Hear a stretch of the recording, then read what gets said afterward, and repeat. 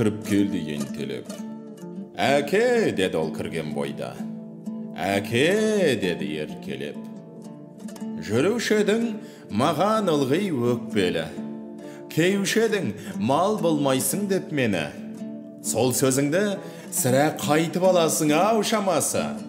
Аты шулы Баймағамбет Сұлтанның маған берген сыйлығына қараш». Төрде отырған әкесінің алдына маң-маң басып барды да, алтын жіппен әдіптелген жағасы сұр шықты тастай салды баласы. «Ие, сөйле» деді әкесі. «Қандай ерлік көрсеттің? 2 ай бойы қане қайда жол шектің?» Баласы айтты.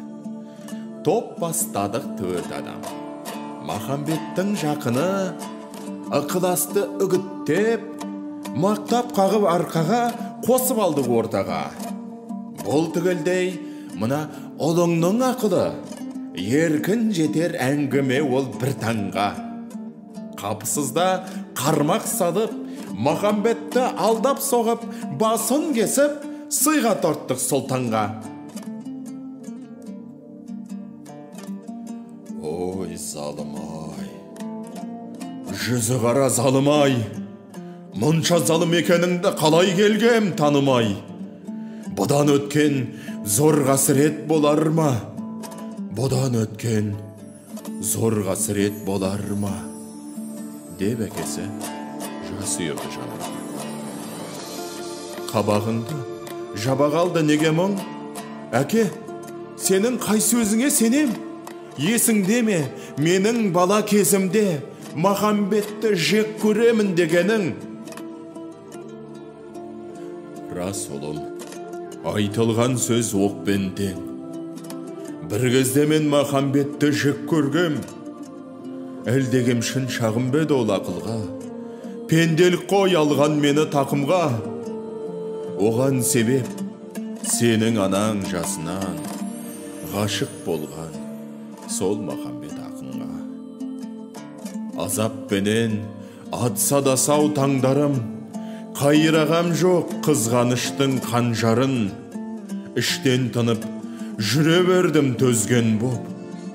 Бірақ өзін құлай сүйген жан барын қайран ақын сезген жоқ. Анаң марқұм, ол дегенде от жалындап көзінен, тамсанушы ед нақ бір бақыт табардай әр сөзінен. Ол ақынға деген іңкәр сезімін көрге бірге ала кетті ол өзімен. Әттең, біздің сор маңдайды жайықта ерлер аз ғой баралатын байыпқа. Тым кеш ұқтым Махамбеттей батырға, бүкіл қазақ ғашық болса айып па? Құдіретті шындығынан танбаған, парасатын ізгілікке жалғаған, ақын деген киелі аққу самғаған. Ал ендеше аққудатқан пендені қаятаңнан көрмедің оңбаған. Бұл салада сен бірінші адамсың. Адам емес, ең бірінші надансың.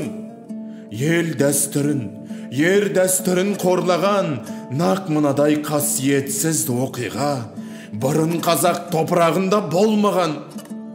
Қандай қиын кезеңде де туған ел ақындарын жанын салып қорғаған.